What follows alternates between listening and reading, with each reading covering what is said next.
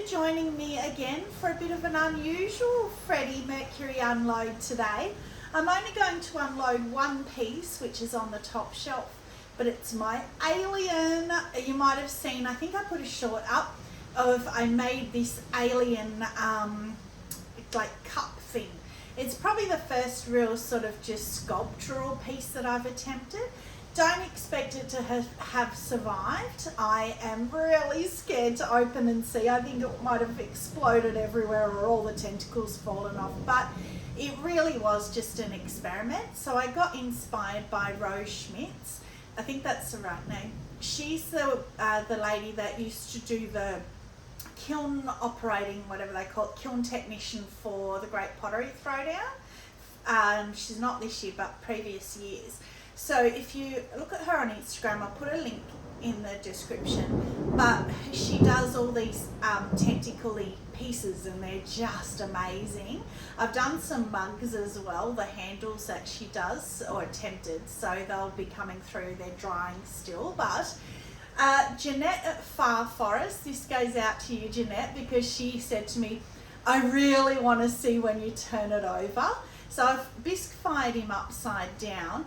I put him in really gently. A few tentacles fell off putting him in the kiln, so I've kind of just very lightly stuck them back on. So I'm not having much hope, but I wanted to continue it just as an experiment. So it's just literally just learning. So I love this learning process so much. I also wanted to do it now because I've got a massive big storm, so it's been really hot today. So now we've got a change come through in a beautiful storm. So I thought, oh, I could do it through the storm. So, a bit of tension, a bit of a storm happening. I really don't want to open it, but you know what? I'm not expecting it to survive. I did it in class at Centered Ceramics. Trace and I did a one-day hand building mug class. This is not a mug, but this is what I made. And the person that runs it, Guy, who I know really well now, well, he came around and looked at what we were making. He was like, oh, that's so cool. And he looked really worried. And I said, don't worry, I don't expect you to fire it. I'm going to fire it myself. He's like, oh, thank goodness, because of all the tentacles. Oh, anyway.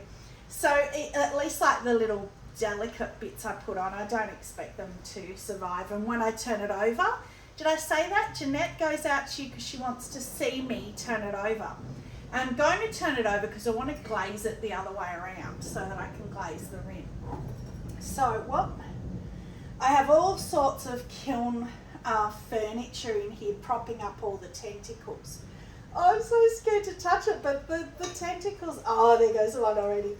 The tentacles are in place apart from that one that just fell off. So here it is. So one tentacle came off, but that would have been one of the ones that I added back in there. So that's okay. I'm expecting more to do that when I turn him over and put some weight on him.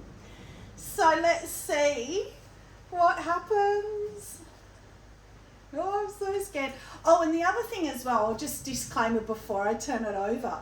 So Rose has ones that they're on an angle and they've got some tentacles up in the air, and this is at an angle as well. So I have not even thought about the where these tentacles finish, whether it's even going to stand, because I didn't care if it was on an angle. If it makes it, which I don't think that it will, I'm keeping it anyway. So I didn't care. In fact, I wanted it to be on an angle. Oh, I'm so scared. Okay, we don't care, right? We don't care. Wow. So he's supposed to stand. Oh, he does! Oh, wow! Oh, wow! And he's got ones up in the air. Oh, I love him so much. So I'm pretty sure, and you guys can give me some advice, but I'm pretty sure Rose, oh, I'm so excited. I'm pretty sure Rose glazes hers upside down because she doesn't have glaze on her rim. And maybe I should do that, because if I glaze it this way, they're so fine and they're so delicate. I think that if I glaze it this way, they'll collapse, and there's only 3 touching. So I think I might have to glaze it upside down and leave the rim raw, which will be a shame. I can always try putting like putting it, maybe leave the inside raw. In fact, I might do that and put it on a kiln prop like that upside down, because I'm thinking of putting something in there, whether it's potpourri or whether it's a flower or a succulent or something, so you won't see the bottom. So yeah, that's what I'm going to do.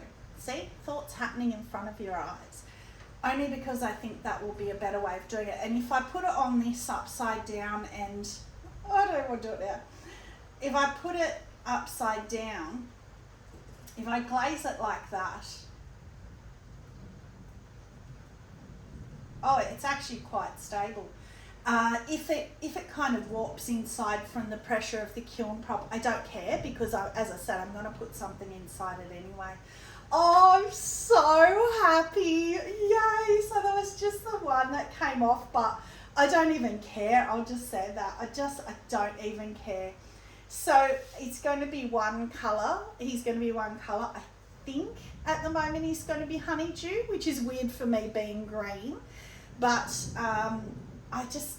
she had one is in hers that was that honeydew, that real pale green colour, and it was beautiful, absolutely beautiful. I was thinking soft red, of course, but I think I really picture it as honeydew right from the start. So guess what my kiln favourite is? So yay, my first bisque unloading with you guys. So I think you can tell how excited I am. Now I want to go and glaze him. I just am stoked for a first attempt. I am so happy. So thank you very much for joining my excitement. Oh, Jeanette, I feel like crying. I'm squealing like you. Woohoo!